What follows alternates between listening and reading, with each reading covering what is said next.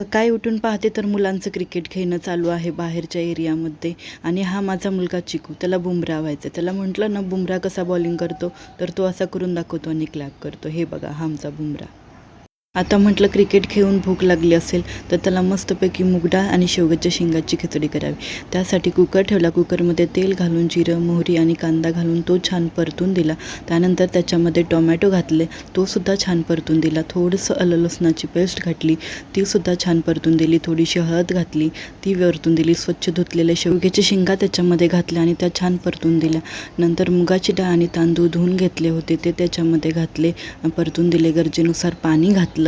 पाणी घातल्यानंतर चवीनुसार मीठ टाकलं आणि कुकर लावून दिला. आणि थोड्या वेळानंतर पाहते तर खूप छान अशी मुगाची खिचडी तयार झाली आहे. आणि सगळ्यात मोठा टास्क असतो मुलांना चारणं. मग त्याला आमच्या घरात एक छोटासा झुला बनवला, त्या झुला बसवलं आणि मग त्याला चारायला घेतलं. नाही होय करत त्याने पूर्ण फिनिश केलं. त्याचं खाऊन झाल्यानंतर मग मी माझ्या दुसऱ्या कामाला लागले. थँक्यू.